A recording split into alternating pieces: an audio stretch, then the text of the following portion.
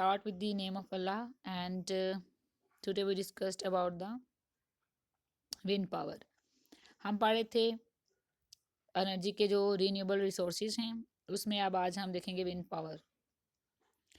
Basically wind क्या है कि ये एक चलती हुई हवा है। आई नो कि हमारे एटमॉस्फेयर के अंदर हवाएं मौजूद हैं, लेकिन जब स्टेशनरी होती हैं तो उनको हम एयर का नाम देते हैं, लेकिन जब वो मूवेबल हैं, एक जगह से दूसरी जगह मूव कर रही हैं, तो उसको हम क्या कहते हैं कि विंड का नाम दे देते हैं। और ये जो हवाएं हैं या आंधियां हैं, ये किस तरह से चलती हैं?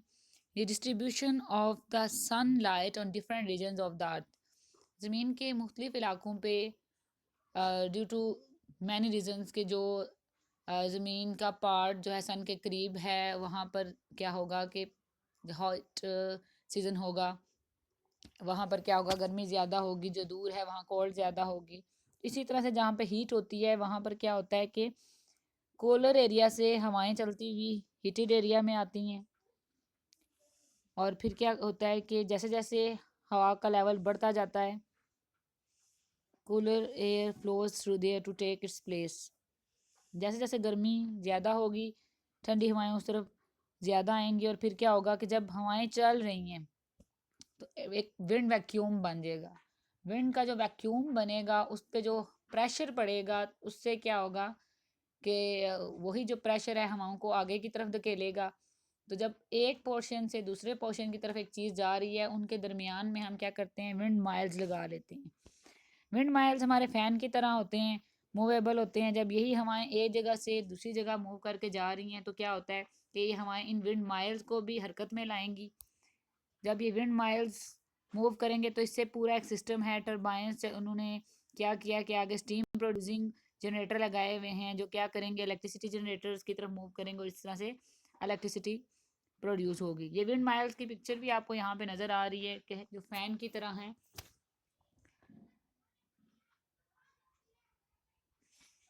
तो वो बता रहे हैं कि डिफरेंट टेम्परेचर है अर्थ के डिफरेंट प्लेसेस पे, तो वो डिफरेंट तरह के high and low pressure regions create करवाएंगा।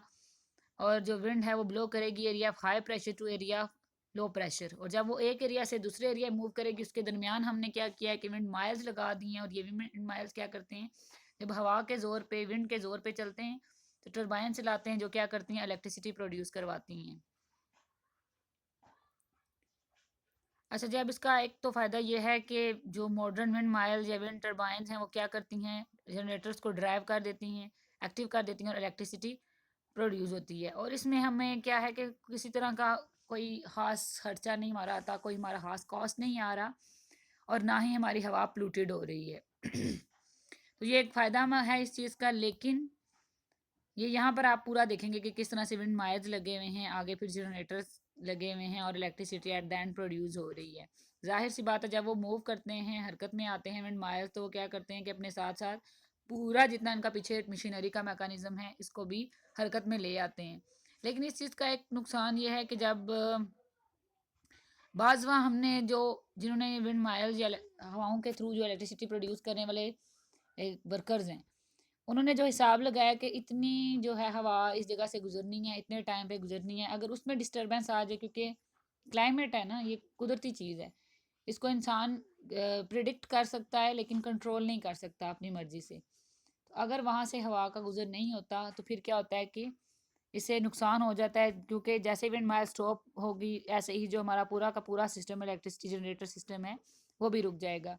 तो एक नए नुकसान है कि अगर हवाओं का रुख बदल जाएगा, हमारे क्लाइमेट के अंदर, वेदर के अंदर चेंज आ रहा है, जो हिसाब लगाया था उन वर्कर्स ने, जो काम कर रहे हैं विंड के साथ इलेक्ट्रिसिटी प्रोड्यूस करने का, तो फिर क्या है कि पूरे सिस्टम के अंदर डिस्टरबेंस आ जाएगी। तो इसी तरह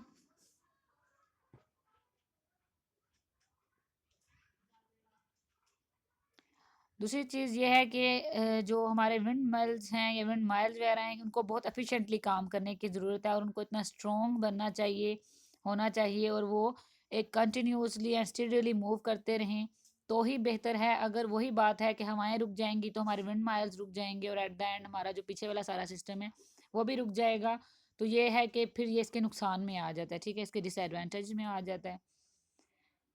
नेक्स्ट हमारा एनर्जी रिसोर्स है न्यूक्लियर एनर्जी।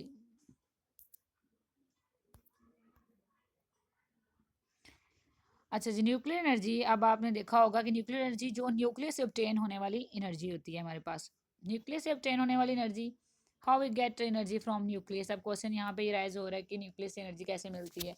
तो ये आपने पढ़ा होगा कि जो एक बहुत कॉमन एग्जाम्पल है यूरेनियम की, कि वहाँ यूरेनियम टूटता है और क्रिप्टोन एंड पता नहीं बेरोन बेरियम या I don't know clear this all about physics और केमिस्ट्री। तो वहाँ पर जब न्यूक्लियस टूट जाता है तो दो एनर्जी के उसके एक से दो न्यूक्लियस बनते हैं, एक क्रिप्टॉन का बनता है और एक मेरे ख्याल से बेरिलियम का बनता है, और इसके साथ साथ एनर्जी भी रिलीज होती है। तो उस एनर्जी से क्या करते हैं कि न्यूक्लियस के ब्रेकिंग डाउन से, इस प्रोसेस को न्यूक्लियर फिजन कहते हैं, न्यूक्लियर टूटने के प्रोसेस को। तो इसके जरिए न्यूक्लियर फ्यूल्स प्रोड्यूस किया जाता है और उस फ्यूल से क्या करते हैं कि न्यूक्लियर पावर स्टेशन चलाए जाते हैं। क्या होता है कि जब वो न्यूक्लियस टूटा है, एनर्जी जनरेट हुई है, एनर्जी वहाँ से निकली है, वो एनर्जी क्या करेगी, स्टीम में कन्वर्ट होगी। और वो जो स्टीम है, भाप है, वो आगे टरबाइन से लाएगी। जब टरबाइन चलेंगी तो आगे जो हमारा same like hydro electric power में देखा था कि किस तरह से इलेक्ट्रिसिटी जनरेट हो रही है, तो फिर यहाँ पर क्या होगा कि इलेक्ट्रिसिटी जनरेट होगी। अब क्वेश्चन ये है कि जो न्यूक्लियर फिजन हो रही है वो किसके अंदर हो रही है, तो वो न्यूक्लियर रिएक्टर्स के अंदर हो रही है। न्यूक्लियर रिएक्टर्स क्या है, मेटल्स के इंस्ट्रूमेंट हैं, धात के इंस्ट्रूमेंट हैं, जिनके अंदर न्यूक्लियस फिजन होती है। बेसिकली हम न्यूक्लियस फिजन में उसी पूरे एलिमेंट को प्लेस करते हैं वहाँ पर, और फिर वहाँ पर क्या होता है कि फिजन स्टार्ट होती है। ये यहाँ पर आप देख सकते हैं कि जो हीट होती है वो वाटर होता है, उसको क्या करती है, स्टीम के अंदर कन्वर्ट करती है। वो स्टीम क्या करता है, टरबाइन से लाता है, देन जनरेट्स इलेक्ट्रिसिटी। ये यहाँ आपके पास पूरा का पूरा एक उन्होंने पावर स्टेशन बनाया हुआ है न्यूक्लियर फिजन का, ठीक है, working of nuclear power plant.